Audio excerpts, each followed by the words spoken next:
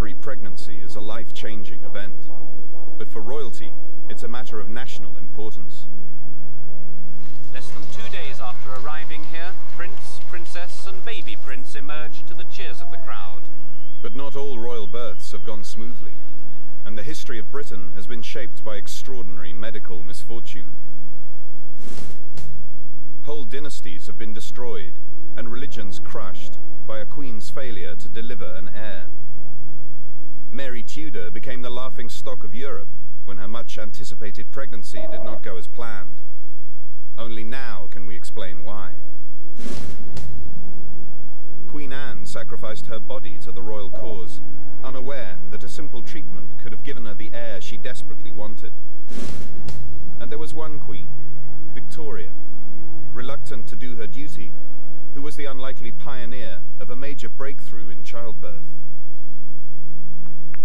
This is the story of how childbirth medicine and the crucial need for a royal heir have combined to create some of the most dramatic moments in history.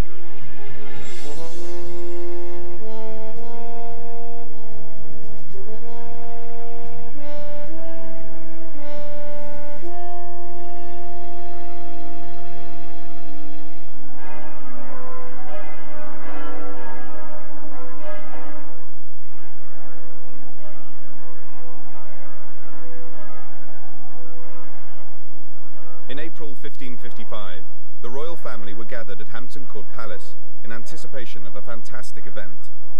The Queen, Mary Tudor, was pregnant, and she was expected to give birth any day. Her rooms were meticulously prepared by her ladies-in-waiting. The outcome of this birth would affect the entire country. Mary was Catholic, and an heir would ensure that England remained Catholic. In preparation for the eagerly anticipated birth, Mary entered a period of confinement.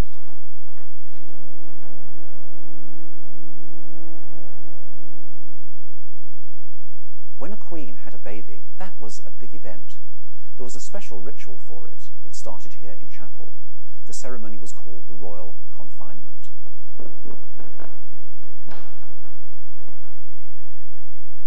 When Mary came round this door into the gallery built by Henry VIII, she was absolutely buoyant. God was on her side. She knew this baby was going to come. She knew it was going to be a boy. She was going to cement the Habsburg Tudor dynasty. But of course, everything depended on what happened next. This is the great watching chamber. That door over there is the most important door at Hampton Court because it's the gateway to the privy apartments. And beyond that door was the royal presence chamber, and beyond that, in a series of further rooms, was the confinement chamber, the special room that had been prepared for Mary to have this baby. When Mary married the Catholic King Philip of Spain on July 25th, 1554, it united two of the most powerful dynasties in the world, the English Tudors and the Spanish Habsburgs. The ceremony, here at Winchester Cathedral, was lavish. Banners and streamers emblazoned with Spanish and English regalia hung from the ceiling. All they needed now to make the match complete was a Catholic heir. Mary's mission was to repair the damage done by her father, Henry VIII, who had been forced to break off England's ties with Rome when he sacrificed wife after wife in a desperate attempt to produce a male heir.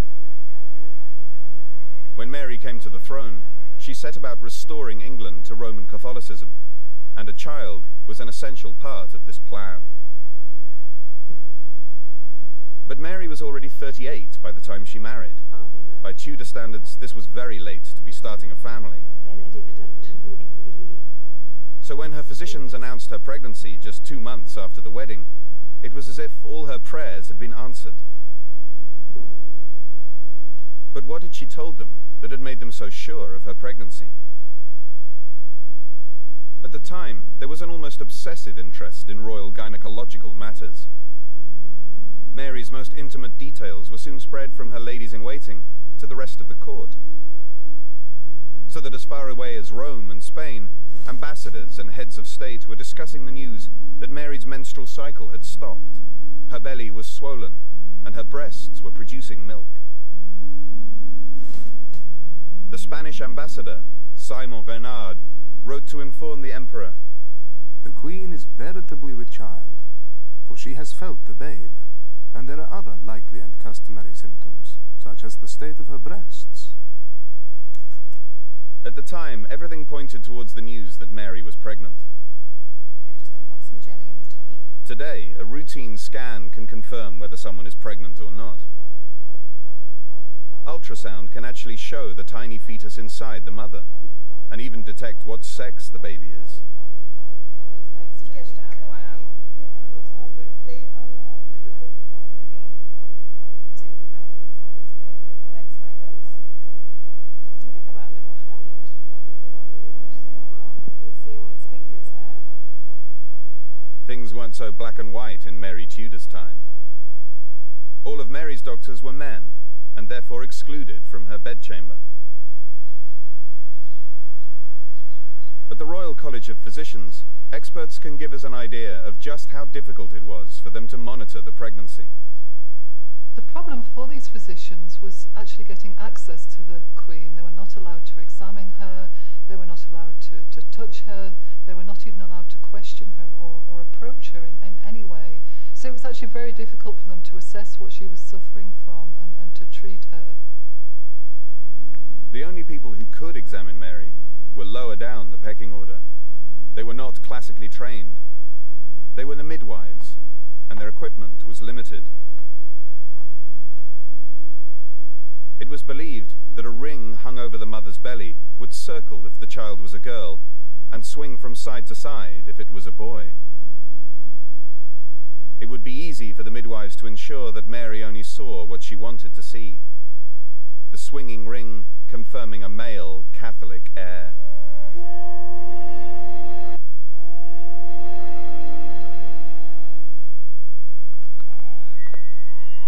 Midwives may not have had any formal training, but they did have years of experience, and for the first time their knowledge was collected in a book called The Birth of Mankind. The book included drawings of different fetal positions and remedies for a difficult labour. It was the only advice available for women like Mary on how to behave. During pregnancy, it was seen as very much the responsibility of the woman to manage her body, in the sense that she had to be very careful not to have what were termed as longings, to think about particular kinds of food, or to look on animals for too long. And monster births, the births of deformed children, were often blamed on what was referred to during this period as maternal imagination. And it was very much the idea that what she saw would somehow affect the child in her womb. If what she saw was important, what she ate was even more important. Many types of food were thought to upset the delicate balance of a pregnant woman. So poor Mary had to survive mainly on toast and wine, which apparently would prevent anything growing to the child.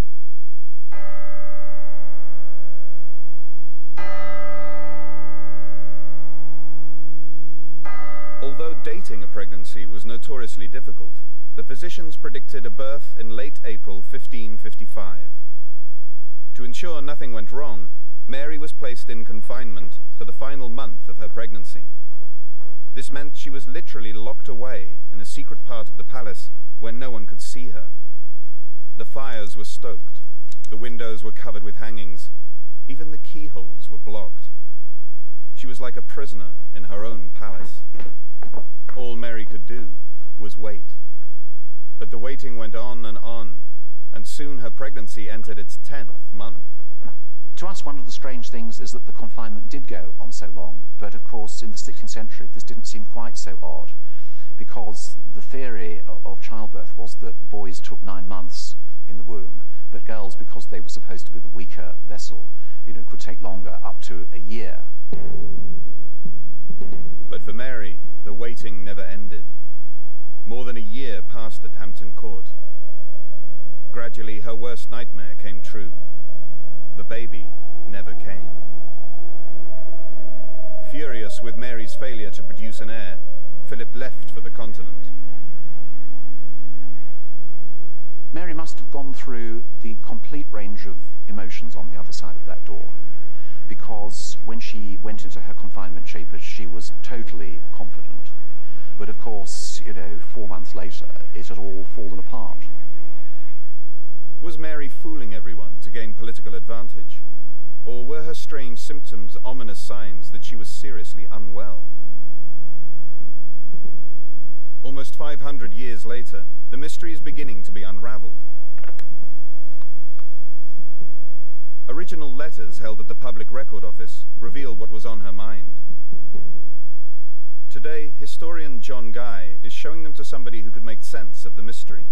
Fertility expert, Professor Howard Jacobs. Is that Mary's writing? A secretary wrote the body of this letter, but she signed it. She signed it in her own hand. Philip too. Mary actually touched this document. That's remarkable, isn't it? These documents prove that Mary was so certain of her pregnancy that she had prepared letters in advance announcing the birth to all the most important rulers in Europe. And where, as it hath pleased Almighty God of his infinite goodness, to add unto the great number of other his benefits bestowed upon us, the gladding of us with the happy deliverance of a prince. Of a prince? She even knows the sex of this baby. So yes, so persuaded was she that she was pregnant, she even reckoned she knew it's the child's sex. That's right. Yeah. And of course, these letters are not dated. Look, there are spaces here.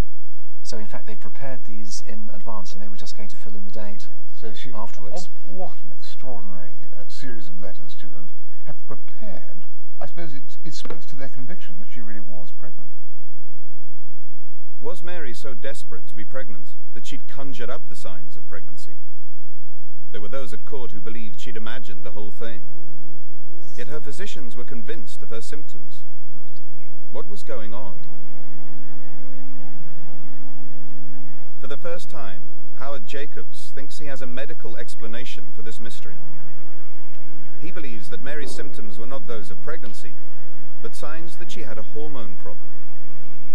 Medical records held at the Public Records Office reveal that from puberty, Mary suffered from several key symptoms: severe headaches, missed periods, milk emitting from her breasts, and the description that she was prematurely aged. Howard Jacobs has seen patients with these symptoms before. Using an MRI scanner, it is possible to see deep inside the brain to find the place where hormones are controlled from. Professor Jacobs believes that this control center, called the pituitary gland, lies at the heart of all Mary's problems. Normally, the gland is only the size of a pea, but it can become tumorous and swell to the size of a walnut. In this state, it disrupts hormone production and can even make the breasts express milk. When there's a pituitary tumor, like we see here, you get this strange situation where the menstrual cycle switched off, where the woman may have milk in her breasts, but she's not pregnant. In a sense, it almost imitates a pregnancy, but of course the paradox is, since the woman isn't ovulating, she can't actually conceive it. It becomes a case of infertility. The very thing that was making Mary think she was pregnant was actually making her infertile. But there were other telltale symptoms too. Her eyesight rapidly deteriorated, so much so that she had to have all her letters read to her. As the tumor gets larger, and as it extends upwards, as we see here, the first thing it does is disrupt vision. The normal optic nerve would be about there, and you can see the tumor extends right up well above it. And so we can be sure that this patient would have started with an impairment of vision such that they would have lost peripheral vision, they wouldn't be able to see out the sides of their eyes. But actually with a swelling that big, you can be sure their vision would be impaired, and they'd actually be able to see very little indeed. I think almost certainly Mary Tudor must have had a pituitary tumor. She had a long history of a menstrual disturbance dating right back into her youth. There's the well-documented account of milk in the breast at a time when she hadn't been pregnant. Long-standing story of recurrent headache, and then the impaired vision so bad that she's unable to read her court correspondence and had to have it read to her. The symptoms caused by a pituitary tumor could explain why Mary thought she was pregnant. Today, Today, she could be treated successfully with a course of drugs that control hormone production. In just 6 weeks, the tumor would shrink, her symptoms would disappear, and she could even get pregnant. But Mary's situation was hopeless.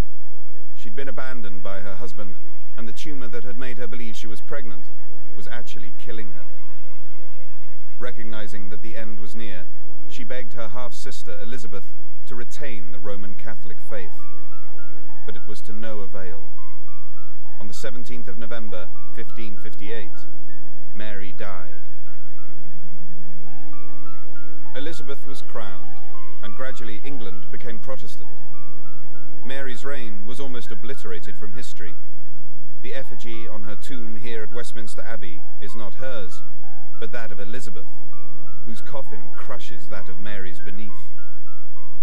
The secret of her medical problem has lain buried here for nearly 500 years. Nearly 130 years after the death of Mary Tudor, medical ignorance about women's fertility would again cause a crisis in the monarchy. The Stuart dynasty was now on the throne of England and Scotland, but the king, James II, was Catholic. This time the country needed a Protestant heir, and the only hope lay with James's Protestant daughter, Princess Anne. In 1687, Anne was pregnant with what she hoped would be a boy. She lived here, in the heart of London, with her husband George and their 2 young daughters, at the Palace of Whitehall. Today, little remains of the original palace, but the area is still at the heart of Britain's political life. Whitehall in the late 17th century is like a rabbit warren built for elephants to run in. In other words, it's not a designer palace. It's an incredible gaggle of buildings of all different sizes and ages, mostly old, mostly big. But this palace was no fortress. A killer was lurking in the streets of London, and its name was smallpox. In February 1687, this infectious disease swept through the Palace of Whitehall and devastated Anne's world. She miscarried. Then within a week, her youngest daughter, Anne Sophia, also died.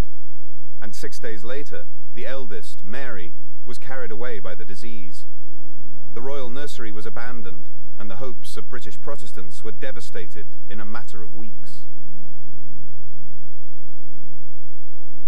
For the first time, Anne made the short journey from Whitehall to bury her daughters in a place which was to become all too familiar: the Stuart Vault at Westminster Abbey. The vault was adorned with a magnificent effigy of Anne's great-great-grandmother, Mary, Queen of Scots. Now it became home to Anne's 2 infant daughters. In Anne's lifetime, virtually every family in England can expect to lose children in childbirth or infancy. But what's really important about Anne is the crucial vulnerability of her position as the last hope of her church and her royal house, the last hope of a Protestant Stuart for the throne. Anne quickly fell pregnant again, but in October 1687 she gave birth prematurely to a stillborn boy. The Stuart Vault was opened, and another tiny coffin added. And in 1688, tragedy struck again when she miscarried another child. By now, she had lost 6 children in pregnancy or early infancy. The royal death toll was recorded in the Abbey's own register of births and deaths. The Lady Mary, daughter to Her Royal Highness Princess Anne of Denmark. Anne Sophia, youngest daughter to their Royal Highnesses, was buried February the 4th, 1687. Anne bore her misfortunes bravely. In a letter to her closest friend, Lady Marlborough, who had suffered a similar tragedy, Anne wrote, "Knowing very well what it is to lose a child, time is the only cure for all misfortunes." After 6 pregnancies, Anne still had no Protestant heir. At this time, infant mortality was common, and her misfortune was put down to the foul air in London.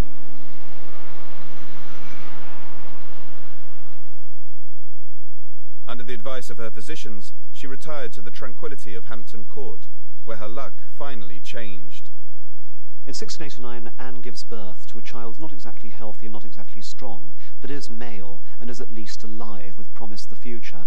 The tiny boy is saddled with the terrific title of Duke of Gloucester, which is very, very rarely given to a child that young and that vulnerable. Gloucester was Anne's pride and joy, and although his childhood began happily at Hampton Court, he was a sickly child. In a letter to Lady Marlborough, Anne wrote, "My poor boy had his ague again. It lasted 7 hours and made him very sick." With Gloucester so poorly, it was Anne's duty to keep producing Protestant babies. But pregnancy after pregnancy ended in failure. The burial records at Westminster Abbey record the loss of 4 more babies. Of her 11 pregnancies in 10.5 years of marriage, Anne only had 1 surviving child, Gloucester. Although miscarriages and stillbirths were more common then, Anne had far exceeded the average. What was going on? At the time, contemporaries placed the blame firmly on the mother.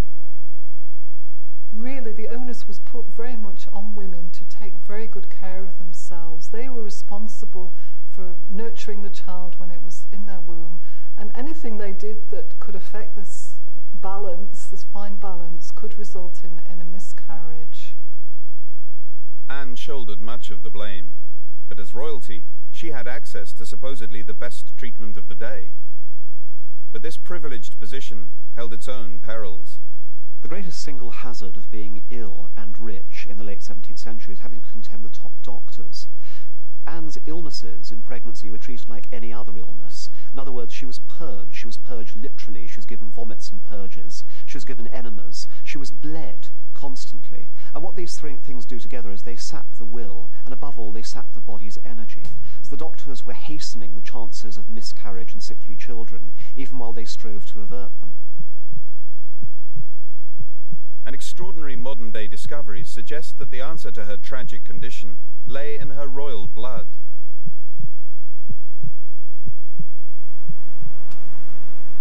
Today, miscarriages are still the most common complication in pregnancy. At St Thomas's Hospital in the heart of London, a recent breakthrough by Dr. Graham Hughes and his colleagues may explain why Anne's pregnancies kept ending in failure. The discovery that we made is that some women with recurrent miscarriages are treatable because they have sticky blood. They have a tendency for the blood to become too clotty, and the blood doesn't get through the tiny little blood vessels in the placenta, and the baby doesn't get the oxygen, and the patient miscarries. And it's a huge story because 1 in 5 patients, women with recurrent miscarriages, have got this. In 1983, Graham Hughes and his colleagues discovered that the antibodies which caused the blood to be sticky could be detected in a simple blood test. In honor of his discovery, the disease was called Hughes syndrome. Professor Hughes suspects that sticky blood is what was at the root of Anne's problems. Queen Anne must have had Hughes syndrome or sticky blood because patients who have got these antibodies get recurrent fetal loss. And that can happen at any stage in the pregnancy, from the very earliest to quite late on in the pregnancy. Some patients are just like Queen Anne, multiple pregnancy failures, and in the end, no successful pregnancy. 5 more pregnancies ended in disaster. But worse was yet to come. Just 6 days after his 11th birthday, Anne's only son, Gloucester, died of smallpox on the 30th of July, 1700. Now all Anne's children were dead.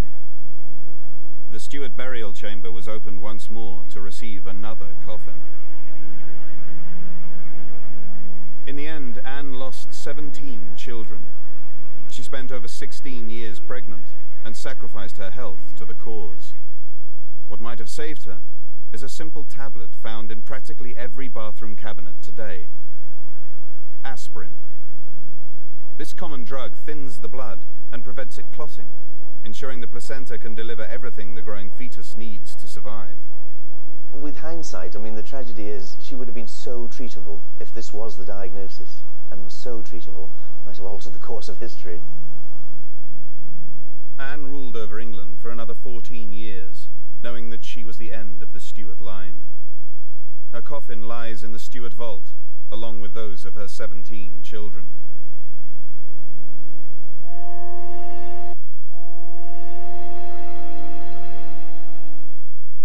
Claremont House is a school in Esher, Surrey.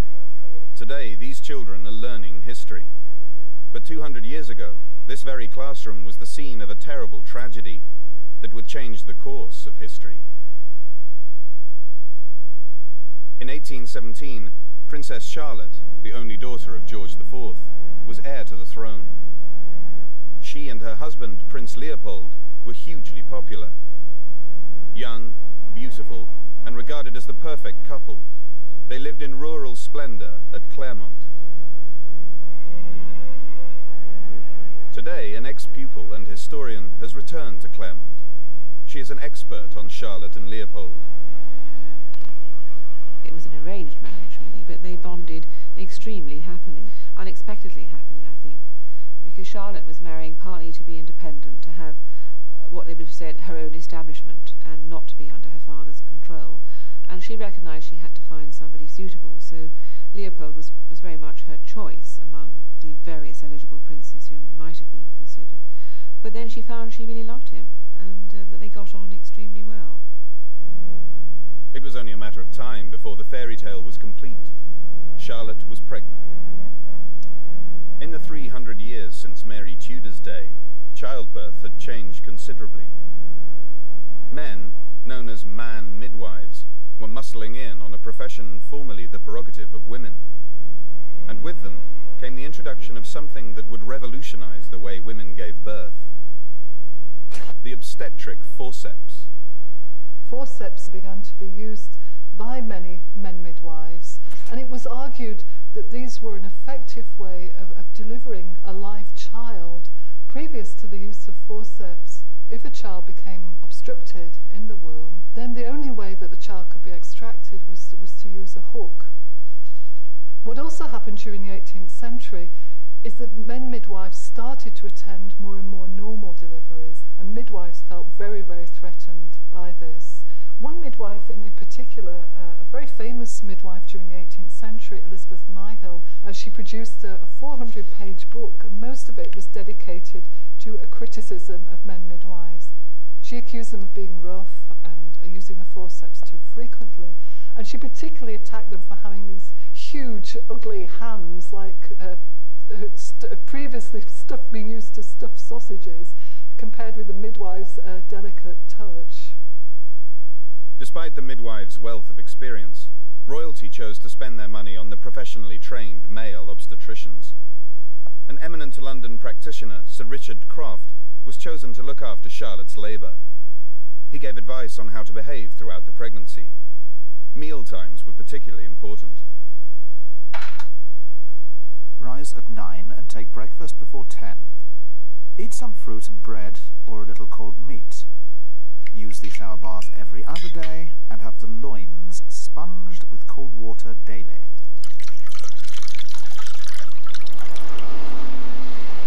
News on Charlotte's pregnancy spread down the hill from Claremont to the local pub, the Bear Inn. In 1817, newspaper reporters gathered here to get the latest gossip on the princess's pregnancy. Here I've got a copy of the Times for Wednesday, the 22nd of October. What we've got here is really a nice sequence of all the normal kind of news items. You've got a whole section on Leopold and Charlotte, and there isn't, frankly, very much to say, because they're just leading this quiet life. Charlotte's going out on her pony chase, or she's accompanying her husband shooting. He said that they did everything together practically, and they loved being together, didn't get bored with each other, except when he went shooting, which is rather more of a male occupation. Whilst the inns were full of gossip, Charlotte was trapped at home. Although she was almost 2 weeks overdue, there was no cause for concern. The man midwife, Richard Croft, was ready and waiting at Claremont. So when Charlotte finally went into labour at 7 p.m. on Monday the 3rd of November, everyone was ready. Well, this is the room where the labour actually took place. This wasn't Charlotte's regular bedroom, that she'd been out walking in the grounds. She came in late on the Monday afternoon and felt the waters broke cloak and the pains were starting, she flung her cloak over the chair, and so things seemed to be going very slowly, but without any problem. We have an extraordinarily detailed account of the labour from the reports written by Croft. He noted that Charlotte's contractions were not very strong, but the first stage of pregnancy was progressing. At 3 a.m. on the 4th of November, Charlotte was seized with a violent attack of retching. Croft thought the birth was imminent, but it proved to be a false alarm. After 26 hours, Charlotte finally reached the second stage of labour, when the pushing begins. By today's standards, it was a long time for the first stage of labour, but she was receiving the best treatment of the time. In Princess Charlotte's labour, initially she was supported really well. She was given food to eat and she was drinking, she had companionship, she was walking around and mobilising, and they're the very things that we would encourage all women to do today because it enhances labour and helps with progress. However, what you do is monitor these things very closely, and during her labour it's reported that contractions became less and less frequent, which is something we would monitor closely. As the second night wore on, Croft feared that Charlotte's contractions were too weak and she might need assistance. Erring on the side of caution, he sent for 2 other doctors. One of them, Dr. Sims, was experienced in the use of forceps. By Tuesday in the middle of the night, things seemed to start to get more serious labour. And things still went on very, very slowly, but nobody panicked about that. And in fact, by the Wednesday morning, the labour was still in process, but nobody felt that there was any undue problem. But Croft was approaching a crucial decision, whether to use forceps or not. He knew that they could shorten the labour, but they also might harm the princess or her baby.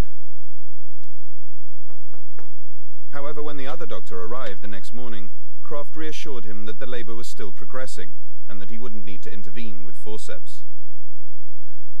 By this time, Charlotte had already spent over 5 hours in the second stage of labour. One man who could judge whether forceps were necessary is the former president of the Royal College of Obstetricians and Gynecologists, Professor Sir John Dewhurst. Well, nowadays you would intervene certainly within 2 hours, unless circumstances were very exceptional.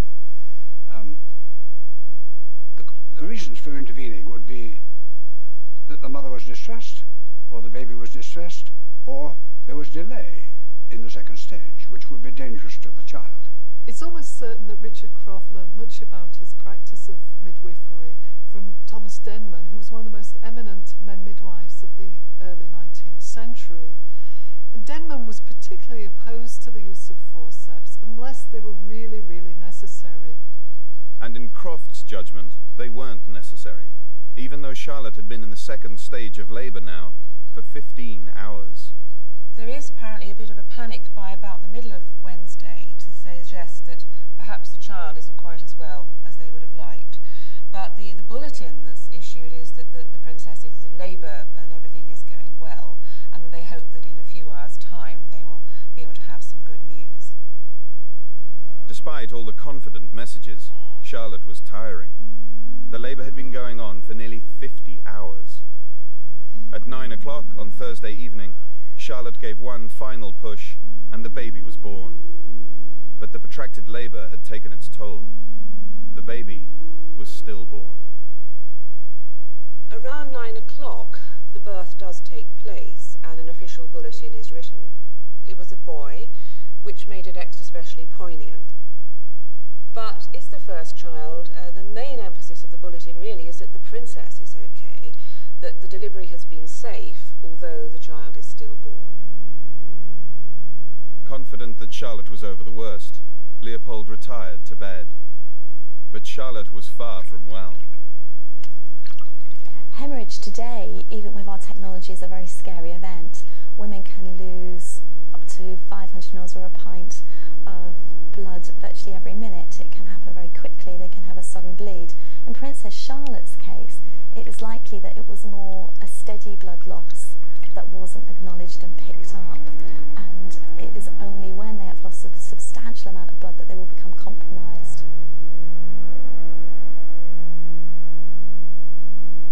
At 2:30 a.m., Charlotte died from massive blood loss.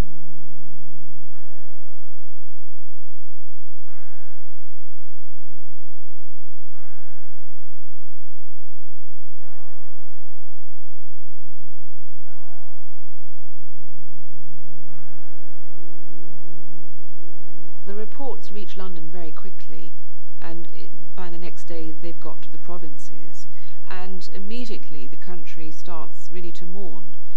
Apparently the shops are shut for 2 weeks, and everyone feels, in a way, quite personally involved. It did seem to touch the heart of the nation in ways that perhaps we've seen in our own time, that the sense that someone so young and so whom they felt was beautiful and advantaged, but none of that counted, that she could have this tragic childbirth death in a way like any other ordinary mortal woman could.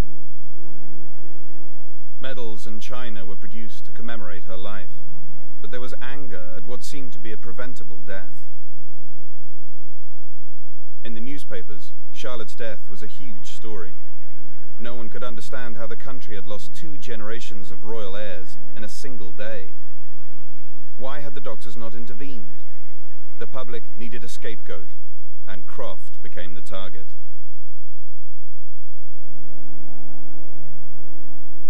Three months after Charlotte's death, Croft was still tortured by the consequences of his actions.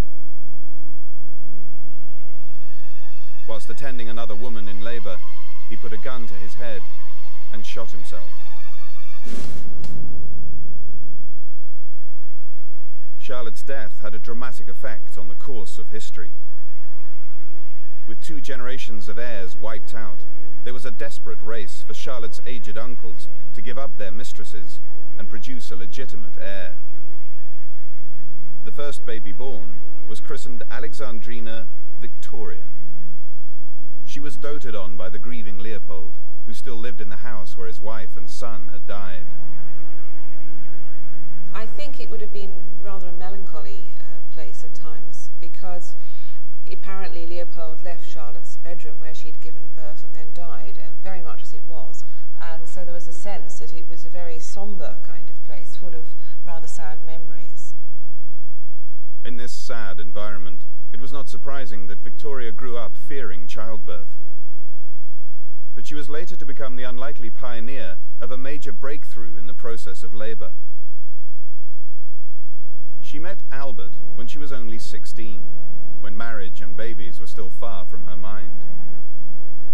But 5 years later, in February 1840, they were married, and to her absolute horror, within a few weeks she was pregnant. At the time, employing male obstetricians was still popular amongst the upper classes. They were believed to be safer, even though statistics from the 19th century suggest this wasn't the case. In Queen Victoria's time, childbirth was still a very dangerous affair. And what is interesting about this, that in fact more women in wealthy families died during childbirth than amongst poorer families.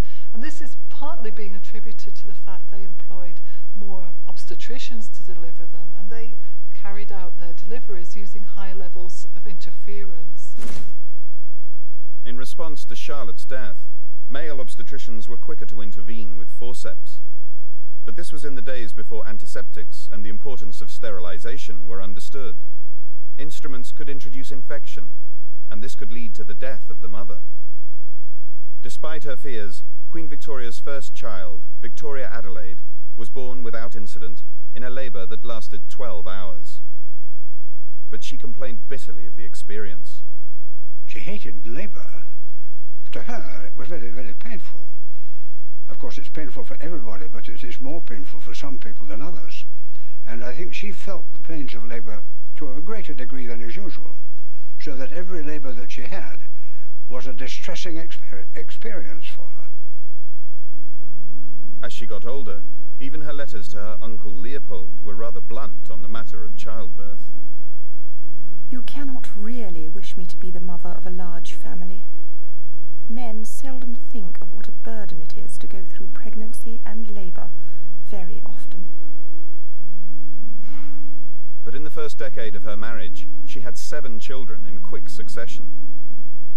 Whether she was aware of it or not, Victoria denied herself one of the most natural forms of contraception because she hated breastfeeding. She just thought it was disgusting. She was a very rigid sort of person who had her own views on proper behaviour, and this was improper behaviour as far as we was concerned. She thought her daughters were cows when they elected to do so.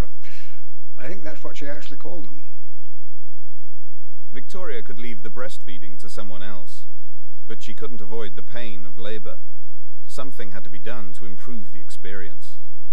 Remarkably little was available to relieve pain in childbirth in the early 19th century. Some drugs like morphine were available, but there weren't the means of giving them. There were no syringes.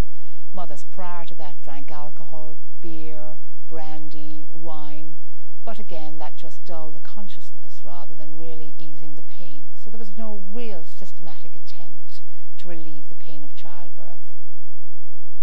But in 1847, a pioneering obstetrician called James Young Simpson decided to try out a new chemical concoction called chloroform. Chloroform is essentially an anesthetic agent, and using it purely for pain relief requires some considerable amount of skill and requires very carefully calibrated equipment.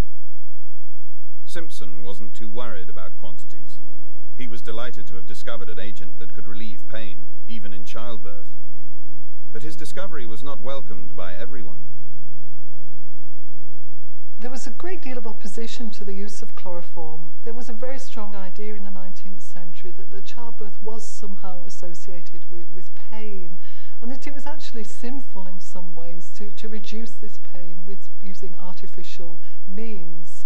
And some physicians even went on to argue that women could actually become sexually excited when chloroform was being applied. So in many ways it was seen as a deeply problematic and inappropriate procedure.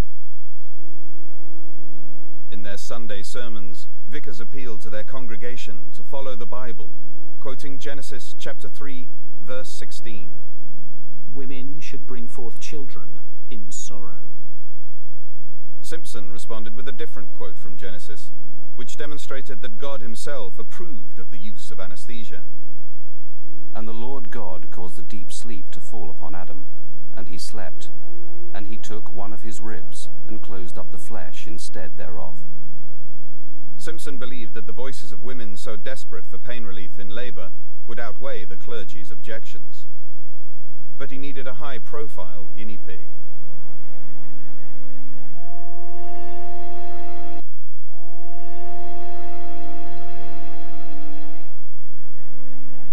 At Buckingham Palace, news had reached the Queen of the benefits of chloroform, and for her 8th pregnancy, she was prepared to try almost anything, even if it was a controversial new drug. It would appear that Queen Victoria did not worry too much about any religious objections to the use of chloroform during her labours. I wouldn't be at all surprised if she hadn't raised the matter herself. I think she must have known about it, she must have read about it, and she may well have thought, well, this is just for me, and asked her doctors about it, you see. When Victoria went into labour at Buckingham Palace, the leading practitioner of his day, Dr. John Snow, was given the enormous responsibility of administering this unproven drug to the Queen of England. Snow was a meticulous scientist and kept careful notes in his diary of exactly what he was doing. Thursday, 7th April, 1853. At 20 minutes past 12, I commenced to give a little chloroform with each pain. The infant was born at 13 minutes past 1. The Queen appeared very cheerful and well, expressing herself much gratified with the effect of the chloroform. Oh, she thought it was wonderful. She thought it was wonderful. It was a glorious feeling, I think, that she described it in those terms, that it was quite magnificent as far as she was concerned. It took something that was an extremely painful procedure, a painful process, into something that was a pleasure. The medical community were less enthusiastic about chloroform, believing it to be far too dangerous a drug to give to the Queen. In particular, the medical journal The Lancet even denied that chloroform had been administered to Queen Victoria at childbirth. They were so outraged by this idea, they actually denied it had ever happened. And they also added that had it been used, this would have been incredibly irresponsible of her doctors and the obstetrician who had attended her. The subsequent decades show the editor of The Lancet was actually right, because deaths from chloroform rapidly began to appear. It wasn't only the fact that you could give too much at the time and stop somebody bleeding and kill them. It was a liver poison to some extent, so that would not be entirely among the control of the person giving it. It was rather a dangerous drug, and The Lancet, I think, was perhaps quite right in some of the things that it said. Chloroform was dangerous, but it did relieve pain, and those who could afford it used it. Victoria was undeterred and went on to have chloroform for her 9th and final pregnancy. Her pioneering move paved the way for the development of safer and better means of pain relief. After chloroform came laughing gas, morphine, and epidurals, so that today almost 99% of women in Britain use some form of pain relief in labour. Victoria's experience of giving birth was very different to that of the queens that went before her. For her, medical advances secured pain-free labour and a clutch of living children. For earlier royal women, neither money nor status could protect them from the terrible uncertainty of pregnancy. And as a result, British history was often changed forever.